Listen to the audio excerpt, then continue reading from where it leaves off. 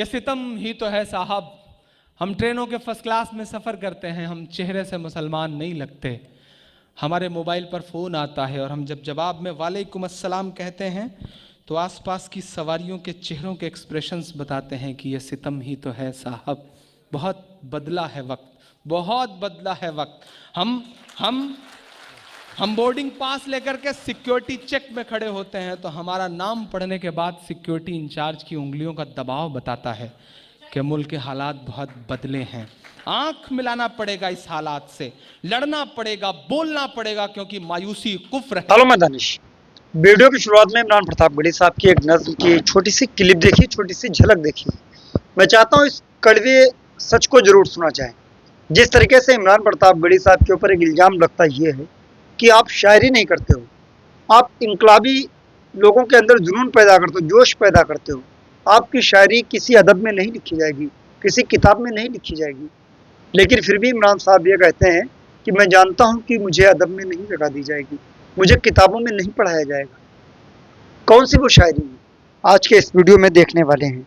लेकिन इस वीडियो के अंत तक पहुंचते पहुंचते सांसद इकरा हसन जी भी अपने कैराना लोकसभा क्षेत्र में बाढ़ से ग्रसित क्षेत्रों पर जायजा ले रही हैं और क्या कुछ वहां पर पहुंचने के बाद कह रही हैं, इस वीडियो के अंत तक जरूर हम बताने की कोशिश करेंगे। एक बार प्यारा सा कमेंट्स करिएगा। इमरान प्रतापगढ़ी साहब की नज्म को सुनते हैं। हिंदुस्तान वालों कि छत्तीसगढ़ में मारे गए सैनिकों की वर्दियां 3 दिन तक कूड़े के ढेर में पड़ी रह रही हैं। कोई ट्वीट नहीं आ रहा है, कोई पूछने वाला नहीं है। किससे बात करूं, किसके सामने अपना दर्द रोऊं? कभी कभी लगता है उसी व्यापारी से बात करूं जिसने 4 करोड़ से ज्यादा में बोली लगा करके वो उतरन खरीदी थी एक शख्स की। मैं 4 मिसरे पढ़ रहा हूं, उससे बात करता हूं कि बुढ़ापा क्या खरीदा है, जवां मर्दी खरीदो तुम। बहुत अच्छा। पहले शहीद ब्रिगेडियर उस्मान से लेकर के सियाचिन में बर्फ की चादर ओढ़कर सोए हुए मुश्ताक अहमद से लेकर के तंजील अहमद तक, अगर इमरान के मिसरे सच्चे हों तो मुहर लगा करके इसे और सच्चा बना देना कि बुढ़ापा क्या खरीदा है, जवां मर्दी खरीदो तुम। वतन के चाहने वालों की हमदर्दी खरीदो तुम, वतन के चाहने वालों की हमदर्दी खरीदो तुम। सियासी शख्स की उतरन को लेने से तो बेहतर है, दिल में हिंदुस्तान हिलोरे मारे तो एक शख्स की दुआएं उठे। सियासी शख्स की उतरन को लेने से तो बेहतर है, वतन पर मरने वाले शख्स की वर्दी खरीदो तुम। वतन पर मरने वाले शख्स की वर्दी खरीदो तुम। और सच में आखिरी 4 मिसरे नहीं, ऐसा करना पड़ता है, ऐसा करना पड़ता है साहब, वरना सिलसिला ये टूटे ना। हमारी आदत है हम शायरों की। वो पिछले दिनों मेरे इलाहाबाद में एक बस कंडक्टर की शादी हुई तो सुहाग की सेज पे बीवी से बैठी, मौलवी से या के साधु से न छूटेगा। मेरा बहुत प्यारा दोस्त मेरे साथ सफ़र किया है जिसने बहुत सारा, रहमान यहाँ बैठा हुआ है, मैं उसको भी याद करते हुए मिसरे पढ़ता हूँ। कई साल बाद उससे मुलाकात हुई तो यहाँ आना थोड़ा और सा खूबसूरत हो गया। मैं पढ़ता हूँ कि किसी भी मौलवी से या के साधु से न छूटेगा, मदारी के किसी करतब से जादू से न छूटेगा, मदारी के किसी करतब से जादू से न छूटेगा। सफाई कर रहे हो तो जरा दामन की भी कर लो। क्या कहने? सफाई कर रहे हो तो जरा दामन की भी कर लो, हमारे खून का धब्बा झाड़ू से न छूटेगा। वाह, न छूटेगा। हमारे खून का धब्बा है, झाड़ू से न छूटेगा, और मोहब्बत तेरी कश्ती के खेवैया से लड़ाई है। वो आजादी के नारों के गवैया से लड़ाई है।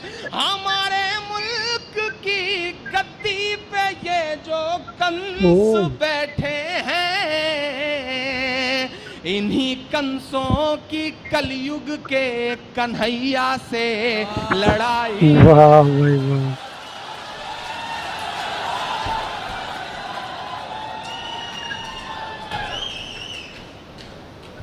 सबसे पहले कि मैं इमरान मेरे बेटे के बराबर है, इसकी बेबाकी पर उसको गले लगाना चाहता हूँ। हाँ,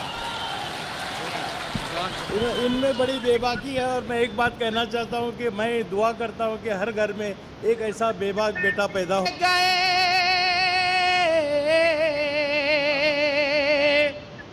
ये सितम ही तो है साहब, हम ट्रेनों के फर्स्ट क्लास में सफ़र करते हैं, हम चेहरे से मुसलमान नहीं लगते।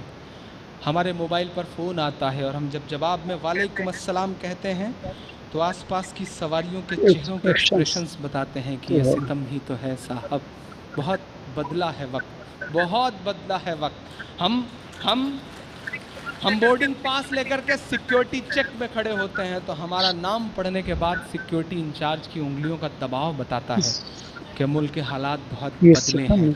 आंख मिलाना पड़ेगा इस हालात से, लड़ना पड़ेगा, बोलना पड़ेगा, क्योंकि मायूसी कुफ्र है। हम बोलेंगे। जो वक्त से आंख नहीं मिलाते हिंदुस्तान वालों, वक्त उनसे बहुत बुरा इम्तहान लेता है। जिन अंग्रेज़ों की हुकूमत में कभी सूरज नहीं डूबता था, वो वक्त से आंख नहीं मिला पाए तो आज उनके राजाओं के कपड़े बैंड बाजे वाले पहनते हैं।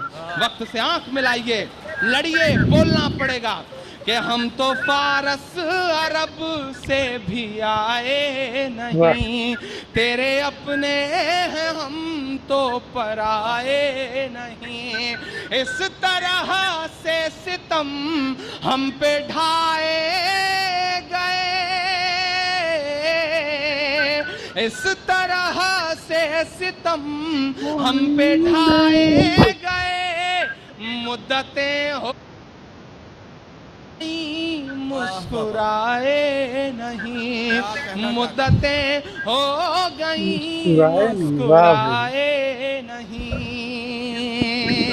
पटना, लखनऊ, दिल्ली गवाह हैं, हजारों इमारतें, हैदराबाद सब गवाह हैं मेरे मिस्रों के कि मेरे पुरखों की जागीरदारी है ये। सच बोला आपने। मेरा दोस्त मैशर अफरीदी एक शेर कहता है कि वो चाहते हैं कि हिंदुस्तान छोड़ दें हम। बताओ, भूत के डर से मकान छोड़ दें हम? मेरे पुरखों की जागीरदारी है ये, मेरे पुरखों की जागीरदारी है ये। मत समझना कि हम लोग मेहमान हैं, हम मुसलमान हैं, हम मुसलमान हैं, हम मुसलमान हैं, हम मुसलमान हैं। बहुत अच्छा। आखिरी बंद पढ़ता हूँ इस नज्म का साहब। नदीम भाई बड़ी मोहब्बतों से एक मिनट। दोस्तों, इमरान प्रतापगढ़ी साहब की पूरी नज्म को सुन चुके हैं। इस नज्म को देखने के बाद हमने कहा था कि सांसद इकरा हसन जी की एक हम वीडियो ज़रूर दिखाएंगे। सॉरी, वीडियो नहीं, उनकी एक खबर दिखाएंगे। जिस तरीके से बाढ़ ने चारों तरफ अपना कहर, जिस तरीके से ज़मीन पर चहलकदमी करी, लोगों के खेत में फसलें बर्बाद हो गई, घर बर्बाद हो गए, लोगों के घर छत छीन ली गई, खाना चला गया। ऐसे में सांसद इकरा हसन जी अपनी कुछ तस्वीरें शेयर करती हैं। उसमें ये लिखकर कहते हैं कि गंगोह विधानसभा क्षेत्र के खादर में यमुना नदी के किनारे बस गांव का भ्रमण किया। यमुना नदी का जल स्तर लगातार हो रही वर्षा के कारण बढ़ रहा है। अत्यधिक पानी का बहाव तेज हो रहा है, जिसके कारण यमुना नदी के किनारे बने बंधे ठोकरों को नुकसान पहुंचा रहा है। उपरोक्त के संबंध में गांव वासियों से बातचीत कर ड्रेनेज व बाढ़ नियंत्रण विभाग के अधिकारियों को अवगत कराया तथा समस्याओं के समाधान हेतु निर्देश भी दिए हैं। तो दोस्तों, इस वीडियो को देखने के बाद आप क्या कुछ कहना चाहेंगे, ये कमेंट्स करके ज़रूर बताएं। इमरान प्रताप गढ़ी साहब की ये नज़्म आपको कैसी लगी? पसंद आई है तो एक बार मेरे डियर गोल्डन न्यूज़ चैनल को ज़रूर सब्सक्राइब करें। मिलते हैं हम किसी और नए वीडियो के साथ। दुआओं में याद रखना। जय हिंद।